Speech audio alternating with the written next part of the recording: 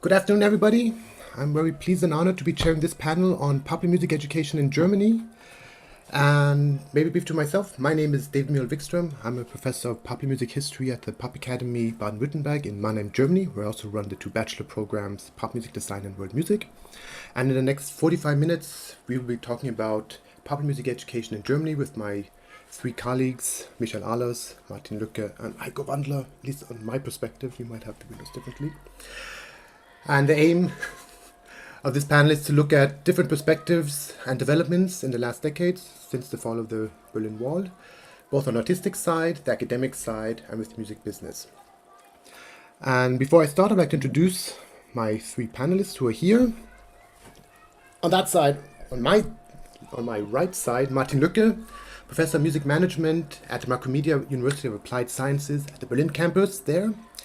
His research interests are music business, education research, and popular music, and he's just published a new book called Encyclopedia of Music Professions, Lexikon der Musikberufe, which just came out a couple of weeks ago, right, Martin? Last week. Welcome, Martin. Thank you. Next, on my left side, Michael Ahlers, Professor for Music Education and Popular Music at the Leuphana University in Lüneburg. His research interests are in collaborative creative strategies, music production, post-digital music interfaces, empirical music education, and last but not least, popular music studies. And his two recent publications are Music and Empowerment, which came out in 2020, and the predecessor to Made in Germany, Perspectives on German Popular Music, which came out in 2017. And it's Made in Germany. Sorry, Martin. Michel. And last but not least, my colleague from Mannheim, Heiko Wandler, who's a professor of theory and history of popular music and also runs the master's program Popular Music at the Pop Academy. His research interests are history and theory of popular music, music production, sound synthesis, acoustics, and music and media theory. And his recent publications are Elektronische Klangerzeugung und Musikproduktion, Einflüsse auf die Musik des 20. Jahrhunderts, and Technologie und Sound in der Pop- und Rockmusik, Entwicklungen der Musikelektronik und Auswirkungen auf Klangbildung und Klangideale. And I'm sure Heiko will like to translate that after the panel is over. Welcome to the three of you. I'm very honored to have you here. Before we start, a few housekeeping rules. Please keep your mics muted if you're not talking, so we don't have any background noise. I've planned about 25-30 minutes discussion with the panelists, so we have 15 to 20 minutes time for questions from the audience.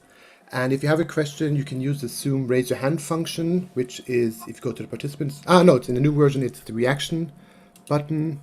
And then your hand goes up like this, and then I can see who has their hand up and take you. Yeah, and if something is unclear, you can write in the chat, and then I can see that, and I can actually ask. So without much more further ado, let's start with the panel. I've got my questions up. As I said, we're talking about popular music education in Germany and popular music studies. And we start with the academic side. I mean, Germany is known for Professor Peter Wicke, who probably is one of the co-founders or early members of JASPEN and had the chair of popular music studies in the Humboldt University in Germany, in Berlin. And Michel, maybe since you are a professor of popular music studies and popular music education, you can what have the developments been within popular music studies and popular music pedagogy in the last 30 years? Where are the roots? How have they emerged? Okay, fine, thanks. Well, I think there is a fundamental difference between the Anglophone countries and Central Europe and concerning the integration of popular music, both in research and in pedagogy or education. And I think in Europe we had a very long pejorative treatment of popular music. So, and this is also like the German history, and I'm afraid also the Central European history. So they pretty much stick to a canon of classical Western art music. And only gradual infusion took place by including beat or rock music in the 60s and 70s, also in formal schooling. And maybe England was first at this. And then in Germany, we had a first wave of researchers actually also being skilled jazz critics and people alike who tried to integrate these things. But also it only started in the 1980s to me, because there are been some predecessors, but in the 80s, We do have in 1981 the emergence of the ISBN network, so that's the foundation of that scientific approach. And also by the mid 1980s, I think there's a start of popular music education, not as a big trend or a game changer. We can talk about this later on. So what did actually happen when taking popular music seriously? But I think it was the mid of the 1980s where people tried to integrate this also in Germany and other countries. And the popular music studies development, how did that go on? I mean, 80s is 45 years ago, 40 years ago. Well, yeah, sure. And concerning the number of professorships, I would say, there historically we had in Germany, I think we had 2 people who were called a chair of something like. So it was Peter Lücke, and as I recall, maybe someone like not even Rüsing, his chair was called anything with popular music. So it took until the new millennium, actually, with new professorships appearing on the market. Somehow people at smaller places like the University of Paderborn, and now we have a couple of people who are specialized in this, calling themselves professor for something connected to popular music / cultures / education. And still, this is not a huge trend, to be honest. But we had some emerging study programs throughout Germany with universities or music high schools, conservatory structures joining in, as well as like commercial stakeholders who somehow also joined the market to contribute to education. Thank you. That's the 80s also within artistic development, artistic education has also been a changing point, Heiko, as much as I understood. I mean, jazz has been around longer. We've also had the jazz / popular music programs at conservatoires and high music education institutions. How has the development in artistic realm been? Have we had popular music programs for a long time? Not really. So it's like a long and interesting history. So it started at first in Eastern Germany, like in the 60s. They already had some kind of popular music education at the conservatories or music universities, but which was called like Tanzmusik or Unterhaltungsmusik or Tanz- und Unterhaltungsmusik. In most of the cases, it was jazz, of course, in the 60s, but there was also like a small room for pop and rock, which was getting more. In Western Germany, it was like jazz, of course, since the late 1950s, for example, in Cologne at the music university. And mostly in the 1970s, there were many degree programs which were called like jazz and populärmusik, which is another term for popular music. But the point there was that it was in nearly all of the cases 90% jazz and maybe 10% like fusion jazz rock or maybe progressive rock. So the actual styles of popular music didn't happen there. And there were different programs which weren't connected, which weren't degree programs, like the pop course in Hamburg at the Music Conservatory there, which started in 1982. And for example, the Rockstiftung Baden-Württemberg, which started in the late 1990s. And this Rockstiftung, which was some kind of support for local bands with workshops and things like that, this was the starting point for the Pop Academy, which grew out of this Rockstiftung, which was founded in 2003. And this was the first, as far as I know, the first degree program really specialized on only popular music. And how is it today? Is the Pop Academy still the only place where you can study only popular music? No. Fortunately not, because it's great that there are many other institutions around. Right now we have some. To be honest, I think they are not enough, and I'm wondering why there aren't more institutions like that. It's like we have some places like Hannover, like Paderborn, Lüneburg, Bochum, Münster. some which will focus on popular music and media, like in Paderborn, some with popular music studies, like in Lüneburg. But Hannover, Osnabrück, Münster, and Bochum with the master's program are similar degree programs like at the Pop Academy, where the focus is first on popular music and second on artistic education. And so the Pop Academy was for sure the first institution with this focus only on popular music with the connection to music business, but the other institutions came then. I think one difference is that the Pop Academy is unique because it's not affiliated to any institute or music university or conservatory, because it stands alone. And the other institutions are all connected to some kind of university or conservatory. Thank you, Heiko. That's different perspective. And also here we have the German Democratic Republic, which has a pioneering role to some extent within artistic education, similar to Peter Wicke, maybe within popular music studies to some extent, also in East Germany, which also maybe is a change between West and East. You mentioned music business, and that's, Martin, your main area. And I was just thinking, Michel invited me to a congress a couple of years ago when I, during the dinner, spent some time talking to a music industry professional from Hamburg, and he mentioned they primarily recruited from law and economics without any music business background, and that's how the music industry used to work. Martin, how has the music business programs emerged? Where they come from, and what does it look like? How's the development been there? The music business programs are younger than, for example, the popular music studies or the artistic studies in popular music. So the first program was the music business program in Mannheim, you know, very good. It was in 2003. So the second program in Germany was at my university at Macromedia. We started with our bachelor program in 2008. Now, at this moment, we have, and I counted the numbers of programs yesterday, we have 14 bachelor programs and we have 9 master programs in Germany for music business / music management, music and management, business and music and popular and so on. So we have 23 programs, bachelor and master programs.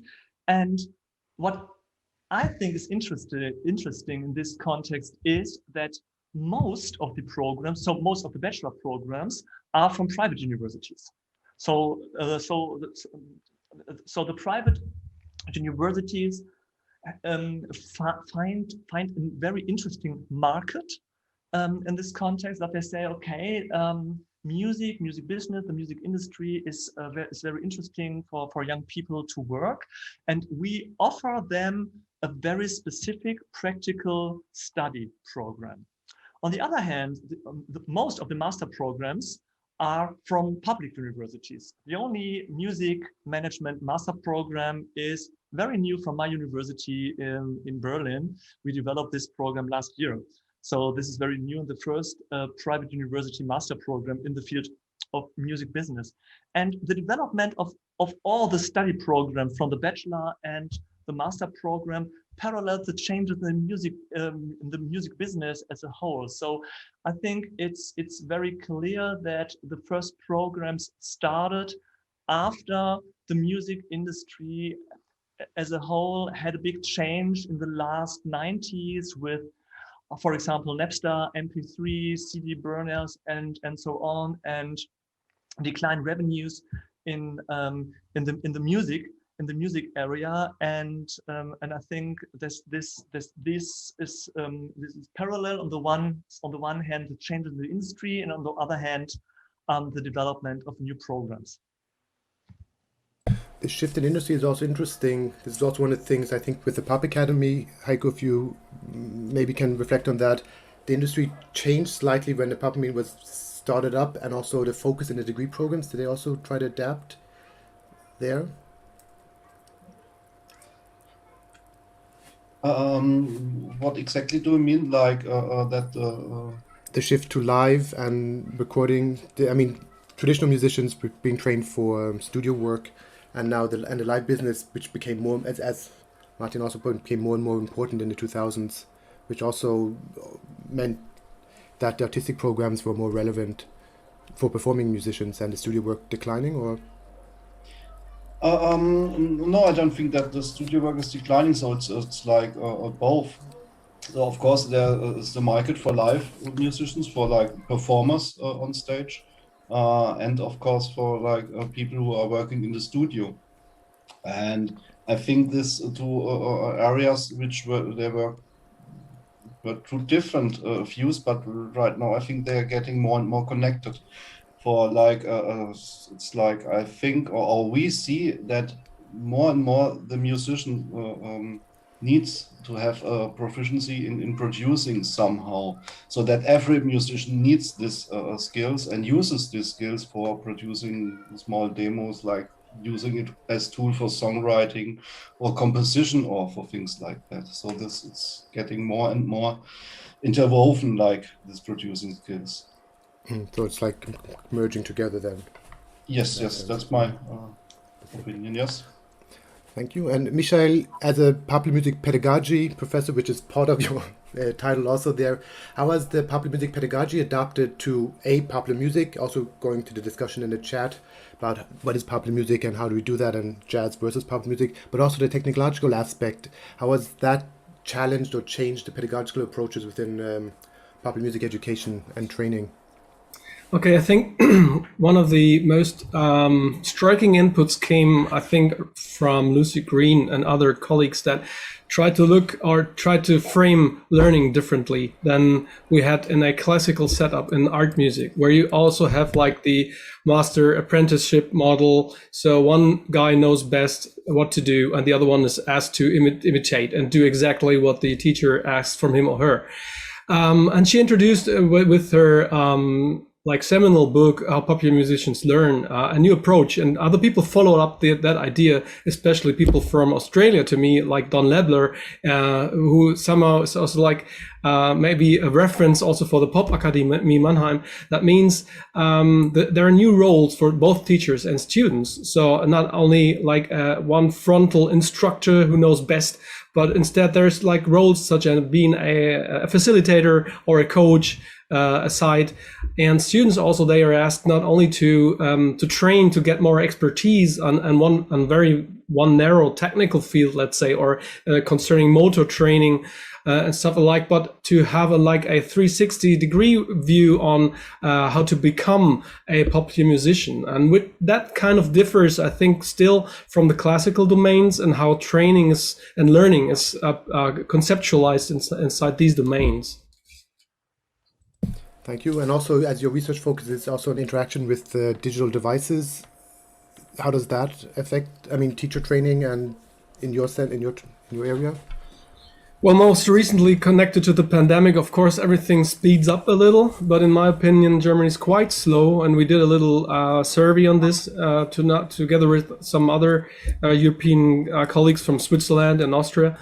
And we have got some time to go because we lack one central thing, and we don't have a national curriculum like England has. And in the English curriculum, there is something like music production / technology and also popular cultures, ranging from the 5th to the 12th degrees. I don't have the exact naming for that, but so it's on an equal level compared to music history and cultural histories and all these things. And they integrate technology and production quite well. And I did meet up with a colleague, Jan Herbst, who's located at the University of Huddersfield. And we took a look at the people coming in, joining university. And I can clearly say without dissing any of our students, but those guys are really well skilled concerning production and technology and aesthetics of these things. You know, when we're talking about the art of record production, it's also in the school curriculum already. So, and we are like years away from this point, I think. So that's an area which the universities have to catch up in the program curriculum design. You also mentioned students and incoming students, which is a good point. And also England, there's a very interesting article by Georgina Bourne and Kyle Devine, which looks at gender and class within public music education, and where they argue that tech music programs actually opens up the conservatoires and high music education for people from lower income classes, but still predominantly male, not female. So the gender gap remains, which we also see in Germany, but it's a different class that comes in.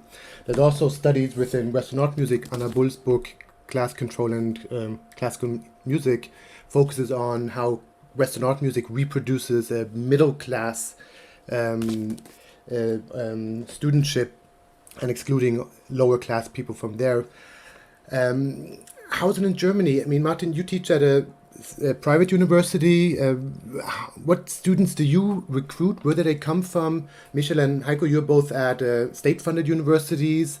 How does that differ? I mean, Heiko, you're different in that sense that you have an admissions exam and you take only in 7% of those who apply, while you, Michel, I think have a bit more leeway you bring in.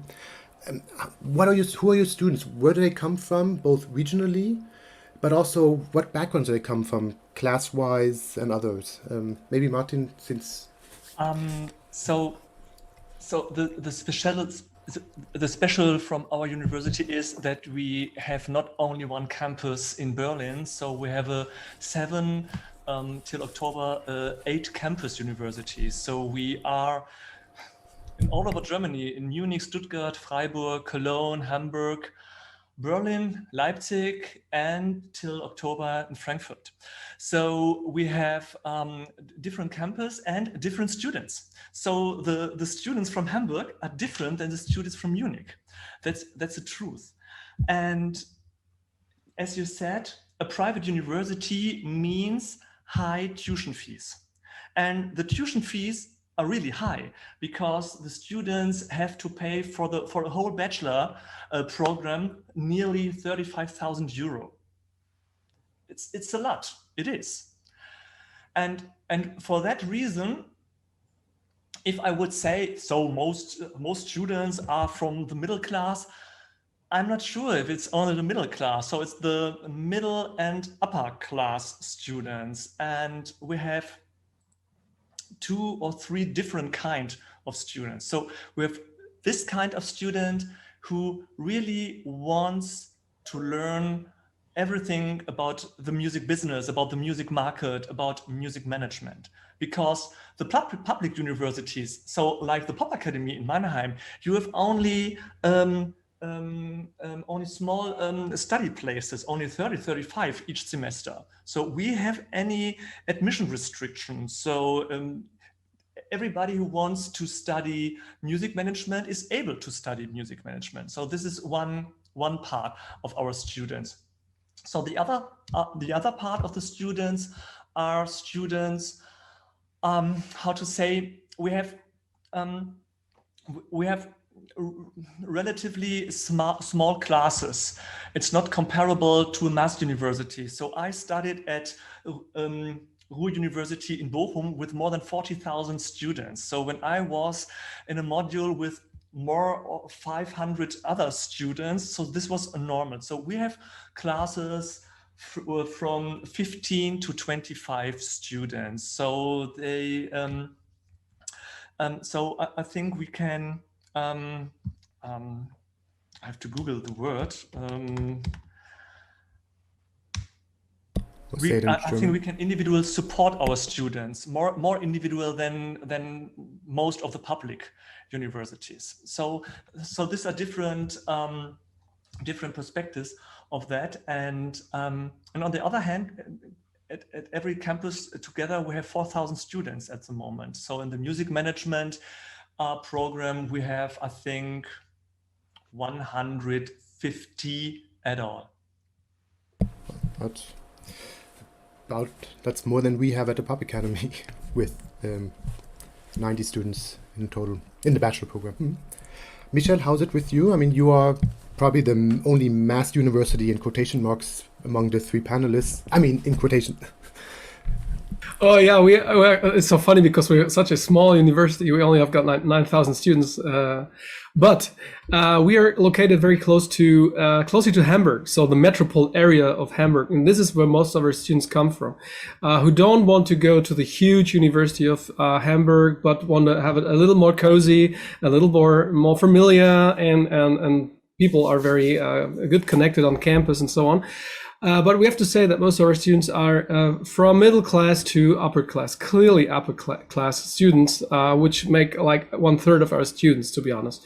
And to avoid these trends, we set up, we connected to initiatives who are called working class child, Arbeiterkind, for instance. So that means everyone from upper class is able to fund one other student, so who was not able, or maybe doesn't have the social background and the financial background to study at a university. Still, we are the cheapest ones, to be honest, because they only pay for like a semester ticket. That means you can choose any bus or train ride in the local area. So anyways, still some people can afford it, like renting a flat somewhere. And so we do invest in these initiatives, and we support these to have more diverse students, because we did see those trends that we've got more and more upper class kids coming on with their BMWs on campus, and it's okay to have these, but we want a little more variety in our programs, for instance. Yeah.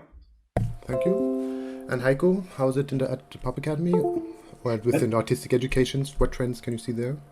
I think it's nearly the same. That's really interesting. So we don't have any tuition fee. But as we see, only these applicants who can pass the exam are those who had access to instruments, to rehearsal rooms, to years and years of private lessons they took. And so we see that most of them had a wealthy parental home and are, like to say, privileged because, like it was already said, it's restricted. So like, for example, from 500 applicants, 30 are taken. And so only those who had years and years the possibility to practice, to rehearse, and to buy instruments and to take this expensive one-on-one lessons, they can pass the exam. Of course, there are some who aren't from these areas, like working class kids. We have them too, but they are not really much. So most of them are like nearly the same, middle or even upper class. And how do you, which instruments tend to be more working class, or can you see, or is there any way of, or is it just across the board? I think there are some differences. For example, for the drummers, it's really expensive. They need a rehearsal room. You can't put a drum set in not so a Mietwohnung, so like in a small room. In a rental flat. Thank you. Yes, exactly. For example, and you need these expensive instruments. I think, but there's a trend which is happening, like for the producers, it's getting more and more less expensive. So because you only need a laptop or a computer, which nearly everybody has, and some software, which is somehow maybe it's copied or downloaded from the internet, or it doesn't cost anything. So I think this will be the shift for the next 5 to 10 years. That this that more underprivileged, like to say, or poor youth or children are able to train and to learn these things with the computer. So in that sense, the issue is not necessarily the admissions exam, but the fact that people, before they come in, due to privileged backgrounds, are pre-select or have the possibilities to become so proficient on the instruments that they can pass the exam, which other people can't, who cannot afford the classes. And just as a final round, going to the future, before we open for questions, and this briefly answer, what are the changes here, and how can we open up, or what are the developments within our field? I mean, Heiko, within the Pop Academy, there are attempts to open up the admissions exam to some extent, also to people who do not come from privileged backgrounds. Yes. I think for the future there are different trends. Also, at first, we want to have a look to take people who hadn't this background. For example, we are planning to skip the music theory entry exam, like to that those people who didn't have access to this whole musical lessons, that they have a better chance, which is, I think, mostly true for this typical electronic dance music producers who only need a laptop and they don't have any knowledge of music theory. And to be honest, they don't need this to make good electronic dance music tracks, for example. This is one point for the future. The second, I already mentioned it at the beginning, is like that this whole producing area is getting more and more important for everybody. So we are making more like education for patchwork, like not only being a good, skilled and trained musician who's playing faster, better, louder than the others, but who has also a different additional knowledge in the music area. Thank you. And Michel, where does it go from future? I mean, not only in terms of recruitment, but what trends or developments do you see within popular music studies and popular music education going forward?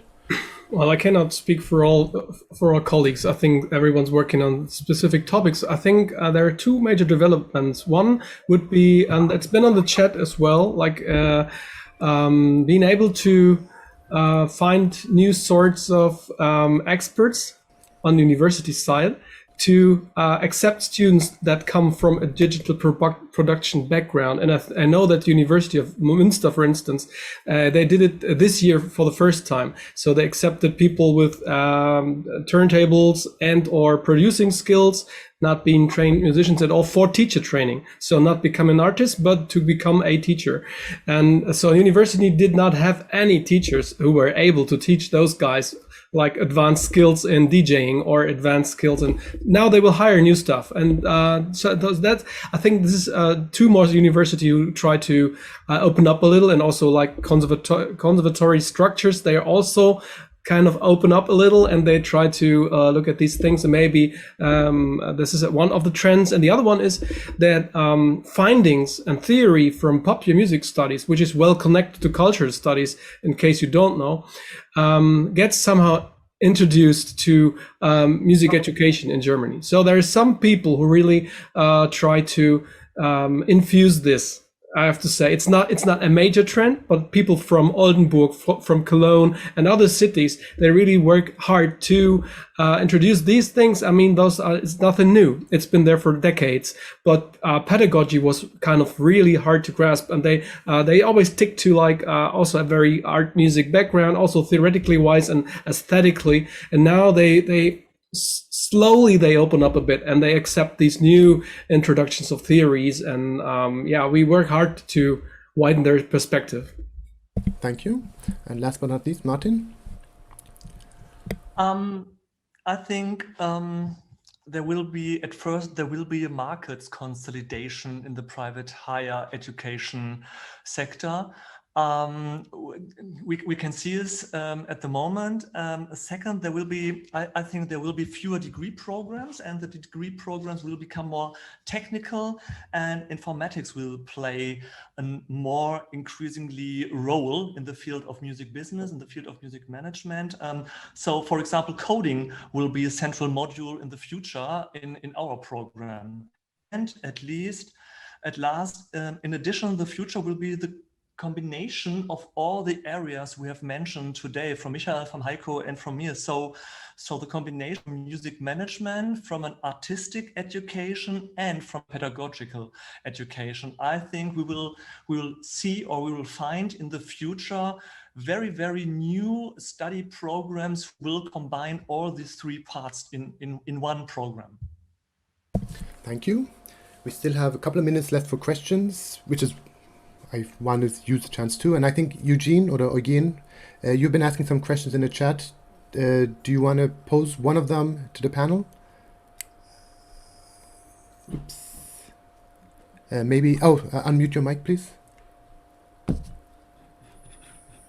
Thank you very much. I mean, it's a very interesting perspective to hear the Central European version, because having had experiences with the Gothenburg School, with Alf Björneberg and Philip Tag, it's not unusual in a primary and elementary setting to have Bach next to the Beatles or Deep Purple or Led Zeppelin alongside a more egalitarian program.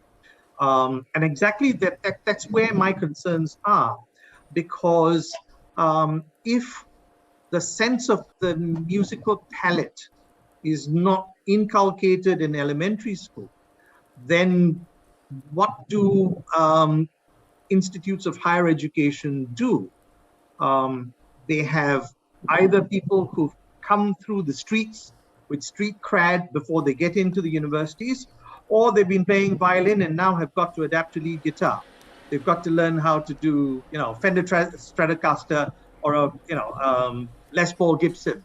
So the question there, of course, is the sort of elitist codes that Bernstein speaks about, where you do want a sense of graduation towards the popular music program, rather than, okay, so someone's rich enough to have soundproof drum kit in their own homes. And then, of course, they'll make it to whichever university there is.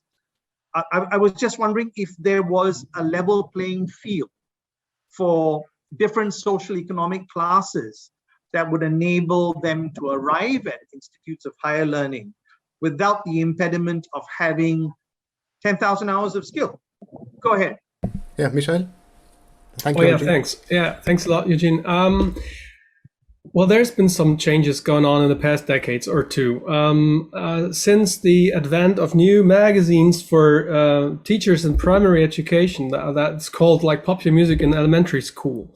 So, and they talk about, of course, some instrumental skills, some patterns of learning, very basic patterns. So it gets kind of introduced, but that's only the one side, because I think the more interesting stuff happens still outside Germany, especially in Scandinavia, because they connect the ideas of being a popular musician to being primarily being creative, not having too many codes, or too many patterns, but to make the best of those. If you've got two notes that you can play them by heart, and you can contribute to a whole composition or can make your own composition. And these approaches, which primarily focus on creativity training rather than music training for whatever music means, right. Those are very inspiring to me. And I try to follow up on these ideas, not talking about which style of music or which background of music, but it's talking about to make music, to be music, and to do these sort of cultures, and not to like compare that culture with that culture and to dichotomize in any ways. No, it's about how can you find your own voice, no matter if that be on a violin or that be on a Stratocaster. It doesn't matter at all, especially not to young children. They don't have these like fenced views, Yeah. Heiko, do you want to reply to Eugene's question? Yes, okay. But only in short, but I completely agree to that. And I think nearly the same. We have to quit this looking for applicants who are playing better, faster, and trained, like practice 10,000 hours, which is this number you always read. And like Michael told, and I think this is where the journey goes on for the Pop Academy, for example, to have more look on creativity and to make processes, have coaches who show them things, but not like I am the trainer, I'm the best, and you have to be more like me. But like, okay, I give you a network, I give you a studio, I give you some people you can ask and who can guide you, not like teach you in this way, but guide you in this direction. And I think this is why we have to face, because popular music always, like, not always, but in most of the cases was like from street art, things like that, right, grow out, and not from up or down institutions and things like that.